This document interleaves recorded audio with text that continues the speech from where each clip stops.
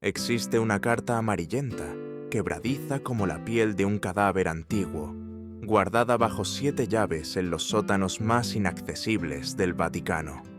No es un simple documento, sino un cuerpo muerto en miniatura, fibras impregnadas de tinta, lágrimas secas y diminutas manchas de color oscuro, que, según expertos que la analizaron en secreto, podrían ser restos de sangre humana.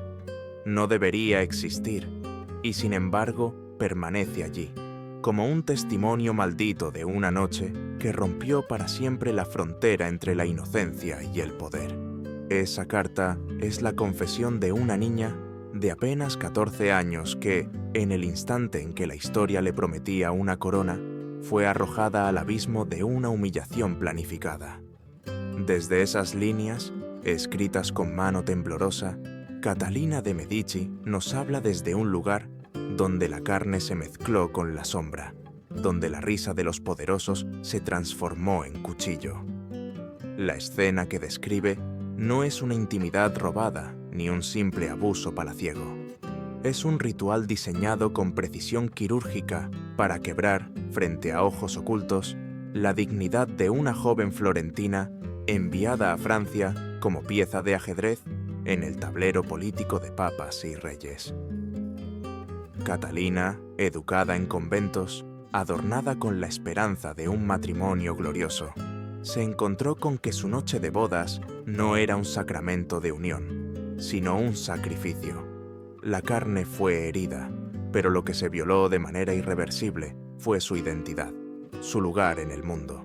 Y cuando ese lazo invisible que unía su corazón con la niñez se rompió, en su lugar nació un nudo de rencor, apretado e imposible de desatar. Los documentos señalan un hecho perturbador. 23 testigos escondidos, nobles de alto rango, observaban cada instante desde pasadizos secretos, como si asistieran a un teatro macabro. No solo eran voyeurs, eran cómplices de un rito ancestral disfrazado de ceremonia de purificación. Ninguno de ellos sospechaba que, con el paso de los años, pagarían el precio de su curiosidad y crueldad, porque todos, uno por uno, morirían envenenados por la misma mujer cuyas lágrimas de sangre presenciaron aquella noche. Catalina no olvidó ningún rostro, ningún susurro, ninguna risa. En su diario secreto escribió cada nombre, cada palabra, cada gesto, y junto a ellos planeó la fecha y el método de su condena. Aquí emerge la paradoja más siniestra. La niña victimizada se convirtió en arquitecta de un sistema de venganza tan refinado que rozaba lo litúrgico. Página tras página, en su cuaderno oculto, Catalina transformó su dolor en una misa negra de justicia personal. No fue la primera, ni sería la última mujer de la realeza que entendió que la humillación podía convertirse en arma. Pero su caso es único porque nació de un momento en apariencia sagrado. La boda, ese sacramento donde lo humano y lo divino se funden. Catalina lo resignificó en una inversión demoníaca. El altar nupcial se convirtió en cadalso, y el matrimonio en el inicio de una cruzada íntima contra quienes la habían quebrado. Imagina por un instante a esa adolescente, sentada en un aposento oscuro años después, con la lámpara de aceite ardiendo, escribiendo los nombres de los 23 en una lista que no era solo un registro, sino una sentencia. Cada trazo de su pluma era un conjuro, cada gota de tinta, una gota de sangre anticipada. Su educación religiosa le había enseñado a rezar letanías. Ella las reemplazó por letanías de odio. Donde otros veían santos, ella veía verdugos. Donde otros pedían redención, ella planificaba castigos. El convento de su infancia había moldeado su mente para la disciplina. Esa misma disciplina la aplicó a su nuevo evangelio, la venganza. Este relato, rescatado de los archivos secretos del Vaticano, no puede leerse como simple anécdota morbosa. Es también una radiografía del poder y de sus rituales ocultos. En el siglo XVI, el cuerpo de la mujer era moneda de cambio y espectáculo político. Catalina lo comprendió en carne viva. El trauma de aquella noche no la redujo a cenizas, la transformó en acero. Y desde entonces, cada gesto, cada palabra en público, escondía un plan más vasto, silencioso y calculador. En ella convivían la niña rota y la reina en gestación, unidas por un hilo de sangre y tinta que marcaba cada página de su destino. Si ahora, mientras escuchas estas palabras, sientes un escalofrío en la espalda, entiende que no es casualidad. La historia que comienza con una carta manchada de sangre no pertenece solo al pasado. Es un espejo oscuro que todavía hoy refleja la violencia de sistemas que bajo distintos nombres y máscaras modernas siguen utilizando el cuerpo y la dignidad de los más vulnerables como escenario de su dominio. Catalina de Medici no fue un monstruo espontáneo, fue el resultado de un mecanismo de poder que eligió destruir para luego gobernar. Y en ese espejo, quizá, todos reconocemos fragmentos de nuestra época. Para comprender la magnitud de aquella tragedia, debemos trasladarnos mentalmente al 25 de octubre de 1533. Ese día, Marsella se vestía de fiesta. Las calles rebosaban de música, de vino derramado en cántaros y de gritos jubilosos de los plebeyos que celebraban la unión entre Francia y la poderosa familia Medici. Los pregoneros anunciaban el enlace como una alianza bendecida por el cielo, un pacto capaz de sellar siglos de rivalidad entre papas y reyes. Pero lo que ocurría dentro del palacio era de otra naturaleza. Entre pasillos de piedra y tapices bordados con hilos de oro, se preparaba un escenario que jamás aparecería en las crónicas oficiales ni en sermones eclesiásticos. Una ceremonia de purificación, transmitida como secreto a voces entre las familias más antiguas de la corte, aguardaba a la joven florentina. La práctica, según los archivos descifrados siglos después, consistía en someter a la novia extranjera a un ritual de humillación física y psicológica, bajo el pretexto de limpiarla de cualquier mancha ajena a la sangre real francesa. No estaba escrito en ningún códice ni reglamento, sino que se transmitía en confidencias, como un juramento de sombras compartido en cenas privadas. Catalina, con sus 14 años recién cumplidos, no tenía la más mínima sospecha. Había sido educada para aceptar el matrimonio como un contrato divino y político, no como un campo de tortura. Caminó aquella noche por pasillos iluminados por antorchas que proyectaban sombras inquietantes sobre murales con escenas bíblicas. El contraste era grotesco. Los muros hablaban de salvación, pero lo que aguardaba tras las puertas era un sacrificio. Enrique de Orleans, de apenas 15 años, esperaba en la cámara nupcial. No era dueño de sí mismo. Estaba sometido a la influencia total de Diana de Poitiers, su amante de 34 años, mujer de poder y astucia. Diana había planeado cada detalle de la velada, desde las palabras hasta los gestos, con el objetivo de afirmar su control absoluto sobre el joven príncipe y de relegar a Catalina a la condición de simple marioneta. Enrique, fuerte en apariencia pero maleable en espíritu, obedecía como si fuese un instrumento. Detrás de muros ocultos, 23 miembros de la alta nobleza francesa se acomodaban en pasadizos secretos. Espiaban a través de rendijas, conteniendo la respiración entre carcajadas y apuestas morbosas. Para ellos, no era una boda, era un espectáculo de degradación ritualizado. La noche avanzó y con ella se desplegó la brutalidad. Las primeras caricias fueron un engaño, un recurso para bajar la guardia de la joven esposa. Pronto, la violencia emergió con toda su crudeza. Catalina, aterrorizada, imploró en italiano, llamando a su madre, a Dios, a cualquier sombra que pudiera escucharla. Pero sus súplicas fueron sofocadas por las risas que resonaban más allá de la pared. Su cuerpo se convulsionaba entre el dolor y la incredulidad, y en ese estado límite ocurrió lo inexplicable. Sus delicados capilares estallaron alrededor de los ojos, provocando lágrimas de sangre. Los médicos de la época llamarían a este fenómeno hemolacria, un evento rarísimo en el que la angustia y el trauma desencadenan el sangrado en las lágrimas. En aquel instante, la niña Catalina dejó de existir. En su lugar, nacía la semilla de una mujer marcada a fuego por la humillación.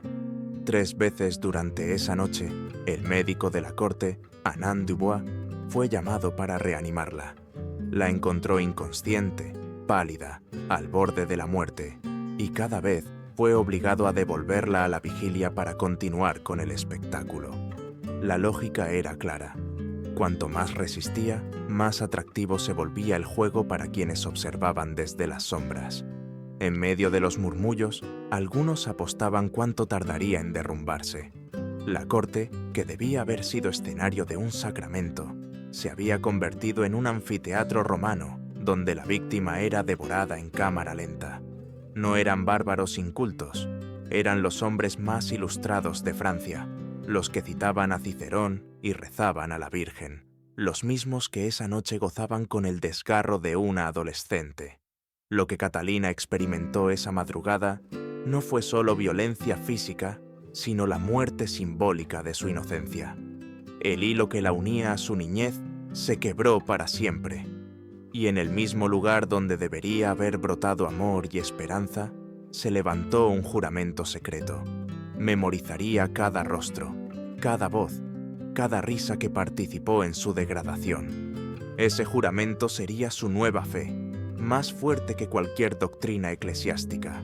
No lo sabía aún, pero en esa noche de sombras había recibido una iniciación distinta, oscura, en la que la víctima se convierte en verdugo en potencia. Lo que para los nobles era tradición y para la Iglesia un silencio conveniente, para Catalina sería el punto de partida de una vida marcada por la venganza. Y quizá aquí yace la ironía más perturbadora. Mientras el pueblo en las calles cantaba himnos de unión y fraternidad, dentro de esas paredes nacía una de las venganzas más calculadas de la historia europea. Aquella noche no fue el inicio de un matrimonio, sino de una guerra invisible que se extendería durante décadas. El amanecer gris de Marsella no trajo alivio alguno. Entre los muros fríos del palacio, Catalina de Medici emergió de la cama nupcial como una figura distinta a la que había entrado la noche anterior. La niña florentina, de sonrisa tímida, había desaparecido. En su lugar caminaba una sombra con ojos enrojecidos, una mirada atravesada por algo nuevo, una frialdad cortante que ni los maestros del convento de Santa Lucía habrían podido prever. Durante días apenas pronunció palabra. Vagaba por los pasillos con pasos lentos, observando en silencio a cada cortesano, como si en sus pupilas quedara grabada la memoria de cada rostro oculto tras los pasadizos. Nadie entendía que su silencio no era miedo, sino cálculo. Aquella noche de lágrimas mezcladas con sangre había sembrado en ella un propósito: devolver, uno por uno, cada dolor infligido. Lo que había aprendido en el convento, latín, filosofía, historia, los secretos de las hierbas medicinales, ya no eran simples conocimientos académicos. Se habían transformado en herramientas, piezas de un arsenal silencioso que con paciencia iría moldeando. A los 12 años ya dominaba varios idiomas. Ahora, a los 14, comprendía que su mayor fuerza sería la inteligencia oculta bajo la máscara de la docilidad. Su educación en textos bíblicos le había enseñado a creer en la justicia divina, pero la brutalidad de su noche de bodas la convenció de que la única justicia real sería la que ella misma administrara. Mientras Enrique de Orleans, su esposo, seguía bajo el hechizo de Diana de Poitiers, Catalina perfeccionaba el arte de la invisibilidad. Aceptaba humillaciones menores sin protestar, sonreía en los banquetes, respondía con cortesía a quienes la despreciaban por su origen extranjero. Esa aparente sumisión era en realidad un disfraz, un telón tras el cual tejía su plan con paciencia de araña. En la intimidad de sus aposentos mantenía un diario secreto, Allí, con tinta negra, escribió los nombres de los 23 testigos de su humillación. Al lado de cada nombre anotaba frases cortas, el tono de una risa, la posición en la que espiaban, una palabra hiriente. Era más que un registro, era una lista de condenados. En los corredores del palacio, Catalina se convirtió en una presencia silenciosa, pero atenta. Escuchaba rumores en los banquetes, detectaba las debilidades de cada noble, observaba los hábitos de quienes un día serían sus víctimas. Lo hacía con la calma de quien entiende que la venganza no es un acto impulsivo, sino un proceso meticuloso. Su dolor había cristalizado en un arma invisible. Y lo más perturbador, aprendió Nastiu a encontrar satisfacción en el simple hecho de planificar. Cada anotación en el diario era una pequeña victoria, una forma de recuperar el control que le habían arrebatado. El contraste era escalofriante. Ante la corte, Catalina era la joven florentina que se adaptaba a las costumbres francesas, frágil y obediente. Pero en lo profundo de su mente crecía un poder silencioso. Los nobles, ocupados en sus intrigas y diversiones, jamás sospecharon que detrás de aquella mirada apagada se escondía la semilla de una estratega implacable. Mientras Enrique se dejaba guiar por los caprichos de Diana, Catalina aprendía a esperar. Su juventud, que parecía debilidad, era en realidad un escudo. Nadie temía a la muchacha callada, y precisamente por eso, ella podía observarlos a todos. Los especialistas modernos en psicología del trauma señalan un fenómeno inquietante: la disociación. Cuando el dolor es insoportable, la mente crea un espacio aparte, donde el sufrimiento se convierte en cálculo. Catalina encarnó ese mecanismo a la perfección. El abuso no la destruyó, la metamorfoseó. Allí donde muchos habrían caído en la locura o la sumisión, ella eligió el frío camino de la venganza racionalizada. En cada silencio suyo había una oración invertida, no dirigida a Dios, sino a la justicia que algún día ella misma ejecutaría. Así, el palacio se convirtió en una cárcel dorada y al mismo tiempo en un laboratorio secreto. Cada pasillo, cada banquete, cada gesto de desprecio era registrado en la memoria de Catalina como prueba, como motivo, como combustible. La niña de 14 años había muerto en la cámara nupcial. Lo que había nacido en su lugar era una mujer que nunca perdonaría. Y cuando el tiempo llegara, ningún ruego ni misericordia podrían detenerla. Pasaron 3 años de silencio calculado antes de que Catalina moviera su primera pieza en el tablero invisible de su venganza. Durante ese tiempo, cultivó la imagen de una esposa complaciente, casi frágil, a la sombra de un príncipe dominado por Diana de Poitiers. Nadie sospechaba que, en la intimidad de sus aposentos, cada noche abría su diario secreto y repasaba los 23 nombres escritos en tinta negra. El cuaderno se había convertido en una especie de breviario personal, no de oraciones, sino de sentencias de muerte. Al lado de cada nombre agregaba notas sobre hábitos, debilidades, enfermedades recurrentes, relaciones peligrosas. Era un archivo de condenas disfrazado de inocente libreta. El primer nombre que Catalina decidió tachar fue el de Jean de Montmorency. Lo recordaba con nitidez. Aquella noche de bodas había reído con un brillo cruel en los ojos. Había bebido vino mientras apostaba cuánto tiempo resistiría la joven florentina antes de caer desmayada.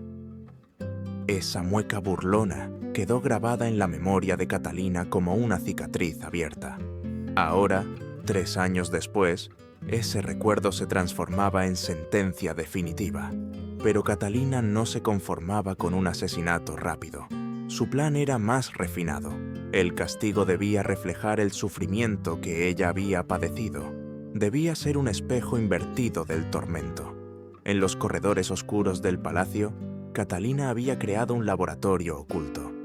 Oficialmente, era un espacio dedicado a almacenar hierbas medicinales.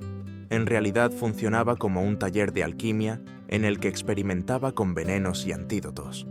Había estudiado las propiedades de la cicuta y el mercurio, perfeccionando una combinación que provocaba convulsiones violentas, espuma rosada en la boca y una agonía prolongada que podía durar horas. Eran exactamente los síntomas que ella había soportado aquella noche, cuando su cuerpo se convulsionaba entre la vida y la muerte. Convertir su propio dolor en el diseño de un veneno era, para Catalina, un acto de justicia poética. Jean de Montmorency fue hallado muerto en sus aposentos una fría mañana de invierno. Oficialmente, se habló de intoxicación alimentaria. Nadie sospechó de Catalina, que se presentó al funeral con rostro sereno, ofreciendo palabras de consuelo a la familia. Pero la verdad se escondía en un pequeño frasco de cristal que había recibido Jean antes de morir. Dentro había un líquido de color rojo oscuro y un breve mensaje escrito con letra firme, para que recuerdes lo que viste. Ese símbolo, las lágrimas de sangre convertidas en líquido conservado, se transformó en la marca personal de cada venganza de Catalina. No se trataba solo de matar, sino de anunciar que la memoria nunca desaparece. En los meses siguientes, las muertes continuaron, siempre súbitas, siempre inexplicables. Algunos cortesanos murieron tras banquetes, otros en la intimidad de sus habitaciones. Las causas variaban en apariencia: fiebres, accidentes, extraños males del estómago. Pero detrás de cada final estaba la mano invisible de Catalina, moviendo piezas como una estratega consumada. Los rumores se esparcieron por la corte. Algunos decían que una maldición había caído sobre la nobleza, otros hablaban de castigo divino. Nadie sospechaba de la joven esposa que caminaba entre ellos con una sonrisa discreta y una mirada aparentemente inocente. Cada asesinato era para Catalina un acto de equilibrio, una forma de recuperar lo que le habían arrebatado. No lo hacía con furia descontrolada, sino con precisión quirúrgica. Era consciente de que la venganza debía servirse fría, como un ritual que se repite con calma hasta que la lista quede vacía. Su cuaderno, manchado por la tinta negra y los recuerdos de la humillación, se convirtió en la brújula de su vida. Con cada nombre tachado, sentía que una parte de su dignidad regresaba a sus manos. Mientras tanto, Enrique de Orleans seguía prisionero de los encantos de Diana de Poitiers. La corte lo veía como un príncipe fuerte, guiado por su amante experimentada. Nadie prestaba atención a Catalina, la joven florentina que parecía resignada a un papel secundario. Esa invisibilidad era su mayor arma. Mientras todos la subestimaban, ella perfeccionaba un plan que, con el tiempo, envolvería a cada uno de los que aquella noche se escondieron tras los muros como buitres alrededor de una presa. La venganza de Catalina había comenzado, y no había fuerza en la corte capaz de detener la maquinaria silenciosa que había puesto en marcha. Entre todos los nombres escritos en el diario secreto de Catalina, uno brillaba con un odio particular: Diana de Poitiers. No era una simple testigo de la humillación, sino la arquitecta intelectual del ritual. Fue ella quien moldeó a Enrique de Orleans, quien le susurró cada gesto y cada palabra que debía ejecutar aquella noche. Su influencia sobre el joven príncipe, y más tarde sobre el rey, era absoluta. Catalina sabía que eliminarla no podía ser un acto impulsivo. Debía convertirse en su obra maestra, en la pieza central de su venganza. A diferencia de los otros condenados, Diana no moriría en unas horas. Catalina diseñó para ella un suplicio lento, casi imperceptible, un envenenamiento progresivo que corroía el cuerpo y la mente. Durante meses, gotas minúsculas de sustancias tóxicas fueron deslizadas en sus comidas y bebidas. Al principio eran tan sutiles que resultaban indetectables, pero poco a poco la energía de la amante real comenzó a desvanecerse.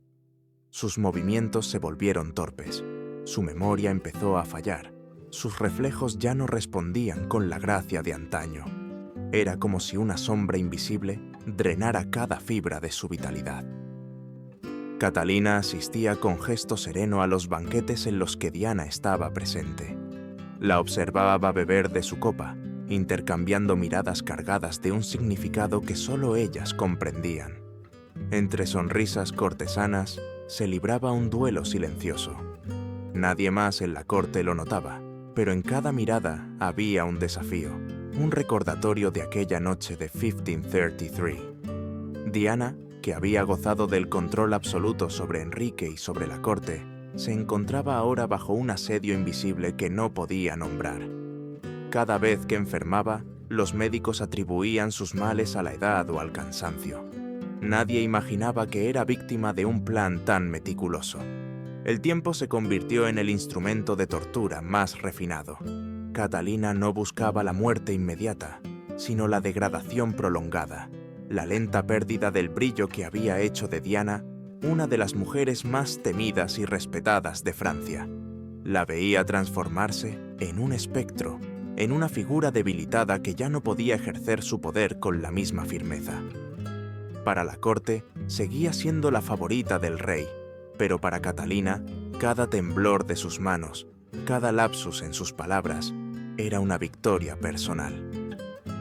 Finalmente, a los 66 años, Diana de Poitiers murió tras beber un vino que Catalina le ofreció con una sonrisa impecable. La autopsia rudimentaria reveló un deterioro progresivo de los órganos internos, un desgaste inexplicable que parecía obra de un veneno prolongado. Catalina había logrado replicar en su enemiga lo mismo que había sufrido en su juventud, un dolor persistente, prolongado, que destruía poco a poco la dignidad. La muerte de Diana no fue solo un ajuste de cuentas, sino la culminación de una guerra silenciosa de más de 2 décadas. Mientras tanto, otras muertes seguían marcando el paso de los años. Cortesanos que habían apostado sobre su resistencia, damas que habían reído durante su degradación, todos fueron cayendo. Y todos recibían antes de morir el mismo obsequio macabro, un pequeño frasco de cristal con un líquido rojo oscuro y un mensaje breve. Ese sello personal, esas lágrimas de sangre conservadas, se convirtieron en el recordatorio de que Catalina no olvidaba, que la memoria era el arma más implacable. Los corredores del palacio comenzaron a llenarse de rumores. Se hablaba de maldiciones, de espectros que vengaban injusticias, de un destino inevitable que acechaba a quienes habían participado en aquel ritual prohibido. Pero la verdad era más aterradora que cualquier superstición. No se trataba de un castigo divino ni de una maldición heredada, sino de la voluntad férrea de una mujer que transformó la humillación en poder, el dolor en estrategia. Catalina de Medici, la niña que lloró lágrimas de sangre, se había convertido en la reina silenciosa de la muerte, tejiendo con paciencia una red de veneno y memoria que nadie podía detener. En la lista de Catalina había un nombre que siempre permanecía al final, subrayado con una rabia contenida: Enrique II, su propio esposo. No era un cortesano más ni un espectador morboso. Era el actor principal de la humillación, la mano que ejecutó el ritual, mientras 23 pares de ojos se escondían en las sombras. Su destino no podía ser un accidente ni una muerte discreta. Tenía que convertirse en un acto simbólico, un cierre perfecto a más de 2 décadas de silenciosa represalia. El 10 de julio de 1559, París se engalanó para celebrar la paz con España. La ciudad entera fue un teatro al aire libre, banderas ondeando, música en cada esquina, nobles en carruajes resplandecientes. El evento central era un torneo de justas, donde el rey mostraría su destreza frente a miles de espectadores. Enrique, confiado y altivo, aceptó enfrentarse al capitán Gabriel de Montgomery en un duelo amistoso. Catalina, desde el palco real, lo observaba con un rostro sereno, pero en sus ojos se escondía una intensidad glacial. Era el mismo brillo que había acompañado cada una de sus venganzas anteriores. Cuando las lanzas chocaron, un fragmento de la de Montgomery atravesó la visera del casco de Enrique y se incrustó en su ojo. El público contuvo la respiración. Algunos pensaron que era solo un accidente espectacular, pero lo que siguió fue una agonía prolongada que superaba cualquier explicación médica de la época. Durante 10 días, el rey se debatió entre la vida y la muerte, retorciéndose de dolor, sufriendo convulsiones, fiebres y delirios. Los médicos aplicaron todos los remedios conocidos, sangrías, ungüentos, plegarias, pero nada funcionaba. Era como si una fuerza invisible acelerara su deterioro desde dentro. Siglos más tarde, estudios realizados sobre la punta de la lanza, conservada como reliquia, revelaron trazas de una sustancia orgánica extraña, posiblemente untada antes del combate. Una toxina que habría intensificado el sufrimiento, multiplicando los efectos de la herida. Nunca se pudo demostrar la implicación de Catalina, pero en la tumba de Enrique apareció un detalle inquietante. Un símbolo grabado, 3 círculos interconectados atravesados por una línea vertical. Era el mismo emblema que, según algunos relatos, Catalina había dibujado con su propia sangre en la pared de la cámara nupcial aquella fatídica noche de 1533. Para los cronistas oficiales, la muerte del rey fue una tragedia inesperada. Para Catalina fue la culminación de una obra cuidadosamente planeada. No necesitó alzar la mano ni pronunciar palabra. La maquinaria de su venganza había funcionado en silencio, hasta convertir la justa en un escenario donde el verdugo y la víctima se confundían en un mismo espectáculo público. Los que presenciaron la agonía del monarca hablaron de un sufrimiento tan atroz que parecía castigo divino. Pero quienes conocían los rumores más oscuros de la corte comprendieron que aquella agonía llevaba la firma invisible de la reina. Con la muerte de Enrique, el ciclo se cerraba. Todos los testigos de la humillación de Catalina habían caído, uno por uno, a lo largo de 26 años. Ella, la niña que lloró lágrimas de sangre, se erguía ahora como la viuda más poderosa y temida de Francia. El dolor de su juventud se había transformado en poder absoluto, y su nombre comenzó a resonar en los pasillos de Europa no como el de una víctima, sino como el de una estratega del miedo. Lo más perturbador era la calma con la que asumía ese legado. Para Catalina no se trataba de un arrebato emocional, sino de una lógica de justicia invertida. Si la corte había convertido su boda en un teatro de crueldad, ella había convertido su vida en un teatro de venganza. Y con la caída de Enrique II, la obra alcanzaba su clímax definitivo. La historia de Catalina de Medici, por sí sola, podría parecer una de las venganzas más despiadadas y meticulosas de la Europa renacentista. Pero lo que los archivos secretos del Vaticano revelan va mucho más allá de una sola mujer. Catalina no fue un caso aislado. Fue parte de una genealogía oscura de reinas y nobles que transformaron la humillación y el dolor en armas políticas y personales. Tras las puertas de terciopelo, bajo los altares y los tapices, se escondían prácticas tan crueles que incluso los cronistas oficiales prefirieron silenciarlas durante siglos. Entre los documentos más inquietantes figuran los diarios perdidos de María Tudor, apodada Bloody Mary. La historia oficial recuerda su reinado por las hogueras y las ejecuciones, pero sus escritos personales desvelan algo todavía más perturbador: rituales secretos en los que el sufrimiento era calculado con precisión. No se trataba únicamente de castigar a los traidores, sino de prolongar su agonía hasta convertirla en un espectáculo privado. María veía en el dolor un instrumento de purificación, un espejo retorcido de la fe que profesaba. En sus notas, la sangre derramada era un lenguaje con el que se escribía la autoridad divina sobre los cuerpos mortales.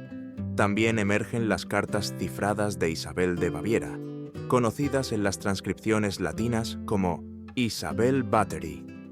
En ellas describe experimentos alquímicos con sustancias corrosivas y narcóticas aplicadas sobre prisioneros vivos. Se justificaban como ensayos médicos, pero en realidad eran pruebas de resistencia, intentos de encontrar el límite entre la vida y la muerte. Los cautivos eran convertidos en objetos de laboratorio, cuerpos que se deterioraban lentamente bajo la mirada fría de la nobleza. Isabel buscaba crear un método perfecto de tortura, aquel que mantuviera a la víctima consciente el tiempo suficiente para despojarla de cada secreto, de cada grito. Y luego está el legado de Lucrecia Borgia, cuyo nombre todavía despierta ecos de veneno y traición. Durante siglos se la pintó como una mujer seductora y letal, pero los manuscritos descifrados recientemente revelan una verdad aún más inquietante. Sus fórmulas químicas eran tan sofisticadas que los científicos modernos apenas logran reproducirlas. Eran compuestos capaces de imitar enfermedades naturales, de matar lentamente mientras engañaban incluso a los médicos más experimentados. La muerte, bajo su firma, no era un accidente ni un crimen pasional, sino una obra de arte invisible. Nadie estaba a salvo, porque cualquier copa de vino, cualquier perfume, podía ser el vehículo de un destino sellado. Lo que une a estas mujeres no es solo la violencia de sus actos, sino el origen común de su poder, la humillación, la traición o el abuso. Cada una, como Catalina, aprendió que en un mundo gobernado por hombres, el dolor podía transformarse en un arma silenciosa. La historia oficial intentó silenciarlas, relegarlas a la categoría de leyendas negras o exageraciones. Pero en los sótanos del Vaticano, en los manuscritos olvidados de bibliotecas prohibidas, sus huellas siguen vivas. Son fragmentos de un rompecabezas que revela un patrón inquietante. La realeza femenina no fue solo ornamento, sino también verdugo. Este mosaico oscuro nos obliga a mirar más allá de Catalina. Nos muestra que la violencia ritualizada, la crueldad convertida en espectáculo, no fue un accidente aislado, sino una constante escondida en el corazón mismo de la realeza europea. Y nos plantea una pregunta incómoda. ¿Cuántos otros nombres, borrados de retratos y crónicas, quedaron sepultados bajo siglos de silencio? Porque quizá lo más aterrador no es lo que sabemos, sino lo que todavía permanece oculto en los archivos que nadie se atreve a abrir. Los archivos del Vaticano, abiertos tras siglos de silencio, muestran que lo ocurrido con Catalina no fue un caso aislado ni una anomalía monstruosa. Fue parte de un patrón, un sistema soterrado en el que las cortes europeas transformaban a sus mujeres en instrumentos de poder y violencia. En esa red secreta, cada reina o princesa, sometida a humillación, aprendió a devolver el golpe de maneras que la historia oficial apenas susurra. Catalina, Mary Tudor, Isabel de Baviera, Lucrecia Borgia. Todas comparten una marca en común, un destino moldeado por el dolor convertido en estrategia. Los testimonios señalan que la Iglesia, aunque públicamente condenaba la crueldad, en privado archivaba documentos, cartas y diarios de estas mujeres. El Vaticano, celoso guardián de secretos, prefería esconder estas pruebas en lugar de destruirlas. Era como si comprendiera que la verdad, tarde o temprano, sería útil como advertencia. La existencia de la carta de Catalina, con sus manchas de lágrimas y sangre, demuestra esa lógica: conservar para recordar, aunque nunca se revelara al pueblo. La memoria se guardaba como arma de disuasión, como si dijera: esto ocurrió y puede volver a ocurrir. Lo más perturbador es que estas historias no son simples crónicas de venganza personal. Funcionan como espejos distorsionados de nuestra época. En el siglo XVI, la ceremonia de purificación utilizaba el cuerpo de la mujer como escenario de dominio político. Hoy, bajo otros nombres, la sociedad sigue practicando rituales de control.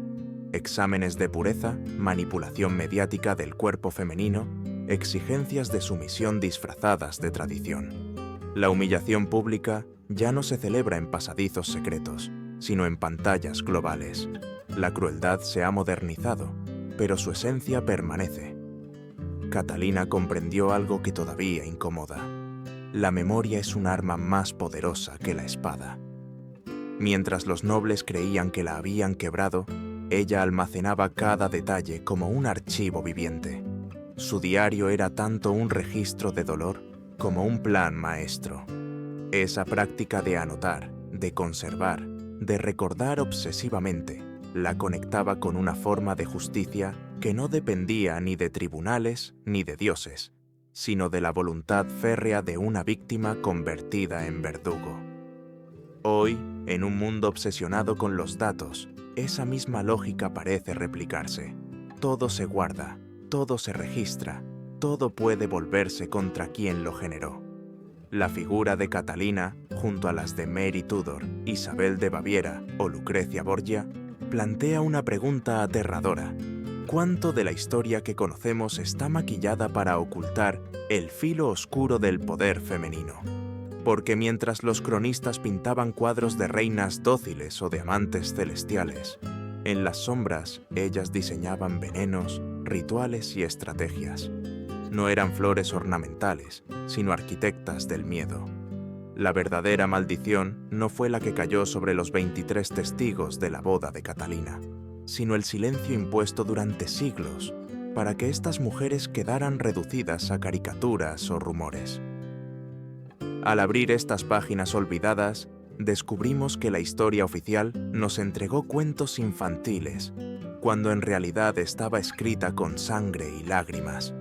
Y lo más inquietante es que, al escuchar estas historias hoy, sentimos un eco demasiado familiar, como si el pasado nos advirtiera que la crueldad nunca desaparece. Solo cambia de escenario, solo adopta un nuevo disfraz. La figura de Catalina de Medici se levanta como un monumento ambiguo, víctima y verdugo, mártir y arquitecta del miedo. Su historia no puede reducirse a una anécdota de venganza personal. Es también un espejo deformado que refleja cómo el poder transforma la humillación en herramienta política. La niña que lloró lágrimas de sangre no solo sobrevivió, convirtió su trauma en un evangelio oscuro, donde cada acto de represalia era una liturgia, un sacramento invertido. Y al final, todos los que participaron en su degradación cayeron, uno por uno, bajo la sombra de su memoria. Pero la pregunta que sobrevive, siglos después, es inquietante. ¿Fue justicia o fue simplemente otra forma de violencia? En la moral cristiana, el perdón es la virtud suprema, el acto que acerca al hombre a Dios. Catalina, en cambio, escribió su propio mandamiento: no olvidar, no perdonar, convertir el dolor en poder. En esa elección, se convierte en un símbolo perturbador de resistencia. Porque aunque sus métodos fueron crueles, lo que los originó fue todavía más brutal. Un sistema que utilizó su cuerpo como escenario público de humillación. Y en esa paradoja, Catalina representa tanto el grito de las víctimas como la amenaza de lo que ocurre cuando la víctima se convierte en juez absoluto. El Vaticano guardó su carta durante 500 años, tal vez no para proteger su memoria, sino para protegernos de ella. Porque la historia de Catalina no solo revela lo que ocurrió en una noche de 1533, sino lo que puede ocurrir cada vez que el poder convierte el dolor en espectáculo. Si ayer fueron pasadizos secretos y nobles apostando sobre la resistencia de una niña, hoy son pantallas de televisión y redes sociales alimentándose de la humillación pública. Los mecanismos cambian, pero la lógica es la misma. El sufrimiento como entretenimiento, la violencia como ritual compartido. Catalina de Medici nos obliga a mirar de frente una verdad incómoda. La justicia y la venganza, cuando se entrelazan, producen monstruos que la historia prefiere ocultar. Ella sobrevivió a un mundo diseñado para destruirla, pero lo hizo al precio de convertirse en el terror de su tiempo. No dejó sobrevivientes, ni siquiera en la memoria de quienes la subestimaron. Y aún hoy, su sombra recorre los pasillos del Palacio de las Tullerías, de Marsella, del Vaticano, recordándonos que los secretos más oscuros nunca desaparecen, solo esperan ser nombrados. Si esta historia encendió en ti esa mezcla de fascinación y repulsión, comprende que no estás solo. Lo que acabas de escuchar es apenas un fragmento del mosaico de horrores que esconde la historia oficial. Detrás de cada retrato en los museos, de cada vitral en las catedrales, puede esconderse una confesión escrita con sangre. Catalina fue solo una entre muchas, y cada nombre borrado es un recordatorio de que la memoria siempre puede ser más peligrosa que el olvido. Dime en los comentarios qué otra reina o figura histórica quieres que desenterremos de las sombras, porque si esta historia te pareció oscura, lo que se oculta aún en los archivos del Vaticano hará que parezca un simple preludio. La historia no termina aquí, apenas comienza.